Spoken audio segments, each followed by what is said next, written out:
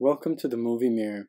My name is Anthony Ramirez, and this is my reflection on Maps to the Stars, written by Bruce Wagner, directed by David Cronenberg, starring Julianne Moore and Mia Wasikowska.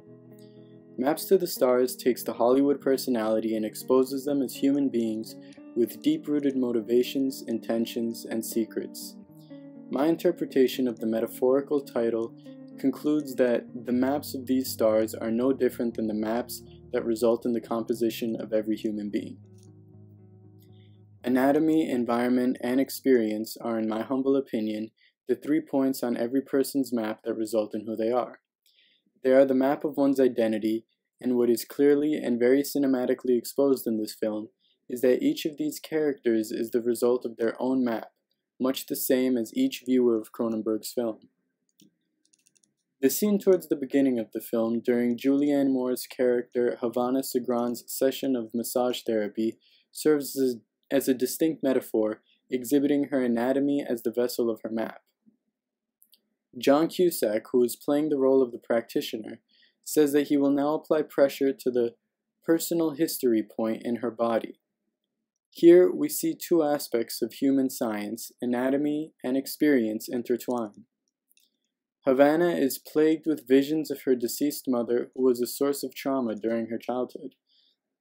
Each interaction with her dead mother further exposes how her life experience is a defining aspect of her character's inner workings and celebrity status. In a scene of intense dialogue between Havana's late mother and herself, her mother claims that in actuality it is she who owns the house and she who built it. She is referring to the home that Havana lives in. But once interpreted, it is apparent that her mother is the embodiment of Havana's experience. In the discourse, it becomes clear that not only is the vision an embodiment of Havana's experience claiming ownership of her identity, but also that her character would not exist as she does without the influence of her trauma.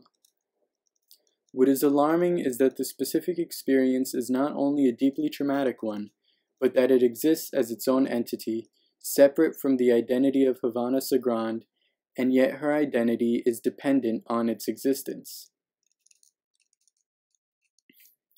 Julianne Moore's character is not the only one who falls victim to the illusions of their own mind.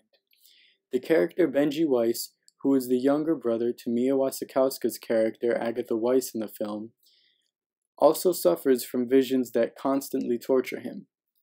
Interestingly though, the character played by Julianne Moore and the character Benji have the most similar motivations in the film, as they are both clamoring for stardom, only from different angles. Benji, though, is more so defined by his environment. He is a young child star of 13 years old, and he has already gone through drug addiction and rehab. As we follow his character throughout the film, what is exposed is that his identity is largely defined by his surroundings in the world of the celebrity. He has a clear false identity that he projects mostly as a reaction to the influence of the people around him. Oftentimes, he exhibits redeeming traits, and despite his abundance and flaws, you sympathize with him, because as he traverses through parties, drugs, and indecent business negotiations, his state as a corrupted product of his environment is affirmed. A more unambiguous illustration of the environment in which these celebrities reside is painted as the film delves deeper into their daily lives. During an interview between Agatha Weiss and Havana Segran, the Dalai Lama is mentioned, and Havana claims him to be a friendly and approachable figure, but that you can't interact with him in length really. Her reasoning for this is solely based on his status as the Dalai Lama.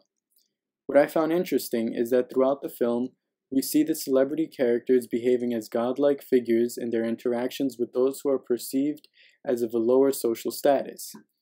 There's a sense of worship from the non-celebrities to their Hollywood idols, and this disposition resonates in the celebrities themselves towards figures of spirituality, such as the Dalai Lama and even the guru character played by John Cusack, Dr. Stafford Weiss. This further exposes the perplexed relationship between the characters and their identities through their worship of spirituality, which promotes the idea of a truly complete existence on some level. Ideas prove to be a decisive factor of the film and its characters. Implicitly, celebrity is just an idea, not the individual deemed a celebrity, but what the status actually means. It doesn't exist objectively, but it is the product of brooding human motivations and desires based on the liberties that popularity entails.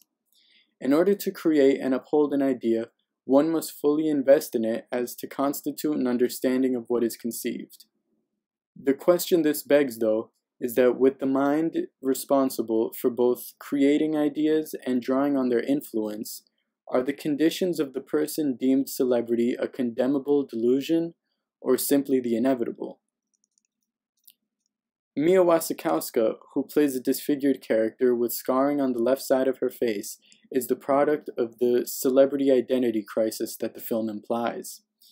The connection between her scarring and ominous family past results in her own map to the stars as she traverses Hollywood with hidden intentions. Intertwining and unraveling, the characters of the story manifest as points on a map illustrating Bruce Wagner and David Cronenberg's analysis of the idea labeled celebrity.